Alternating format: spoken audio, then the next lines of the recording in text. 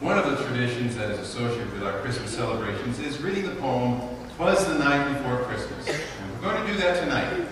Unfortunately, with all the preparation for the holidays, we didn't have time to finish our audio track. So we thought you could help us with some audio effects. So right now our cast members are coming to choose some volunteers who can help us with our audio effects. And don't worry, they'll coach you as far as what to do and when. "Twas the Night Before Christmas" was first published December 23rd, 1823 by a New York newspaper called Sentinel.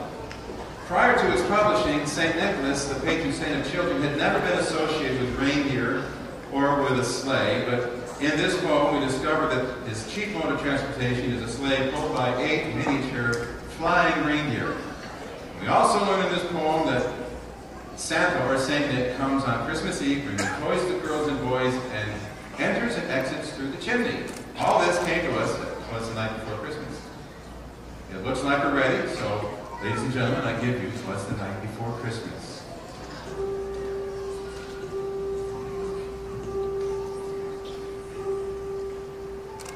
"'Twas the night before Christmas, when all through the house, not a creature was stirring, not even a mouse. There's a lot of mice there. The stockings were hung by the chimney with care, in hopes that St. Nicholas soon would be there. The children were nestled all snug in their beds, while visions of sugar plums danced in their heads. And Mama in her kerchief, I in my cap, had just settled our brains for a long winter's nap. Went out on the lawn. There arose such a clatter. I sprang from the bed to see what was the matter. Away to the window I flew like a flash. Boy, did I fly. Tore open the shutters. Threw up the sash. The moon on the breast of the new-fallen snow gave the luster of midday to objects below, when what to my wondering eyes should appear but a miniature sleigh and 8 tiny reindeer, with a little old driver so lively and quick. Ho, ho, ho. I knew in a moment it must be St. Nick, more rapid than eagles his coursers they came. And he whistled. He whistled. Not quite like that. And shouted and called to my name. Now Dasher, now Dancer, now Prancer and Vixen, on Comet, on Cupid, on Donner and Blitzen, to the top of the porch, to the top of the wall. Now dash away all. As dry leaves that before the wild hurricane fly, or the gentle storm, when they meet with an obstacle, mount to the sky, so up to the housetop, down and up to the housetop the coursers they flew, with a sleigh full of toys, and St. Nicholas too. And then in a twinkling I heard on the roof the prancing and pawing of each little hoof.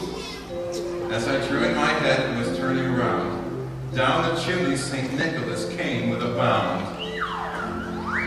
And back up he went. He was dressed all in fur from his head to his foot, and his clothes were all tarnished with ashes and soot. A bundle of toys he had flung on his back. And he looked like a peddler just opening his pack.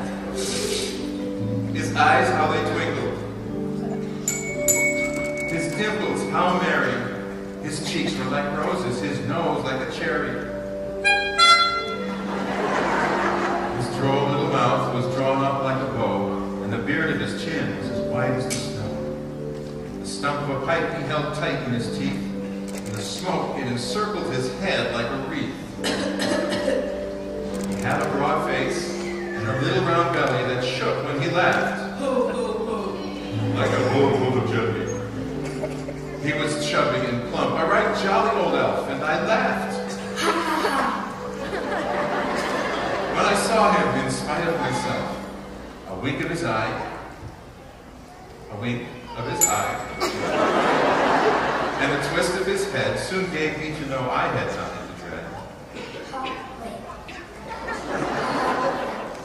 I had nothing to dread.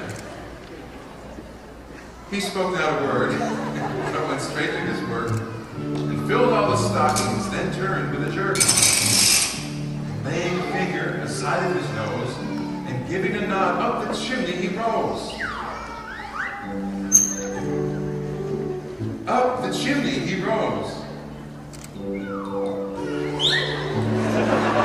Down and up he went. He sprang to his sleigh. To his team gave a whistle. And away they all flew like the down on the thistle. But I heard him exclaim ere he drove out of sight, Merry Christmas to all, and to all a good night.